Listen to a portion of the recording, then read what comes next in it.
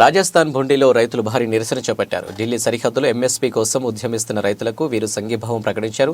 Congress MLA Ashok చంద్నా party కార్యకర్తలు పెద్ద ఎత్తున హాజరై రైతుల ఉద్యమంలో పాల్గొన్నారు. అయితే రైతులను పోలీసులు చెదరగొట్టారు. ఈ కార్యక్రమంలో వారిపై వాటర్ క్యాన్లు, బాష్పవాయువును ప్రయోగించారు. పలువురు ఆందోళనకారులను అదుపులోకి తీసుకున్నారు.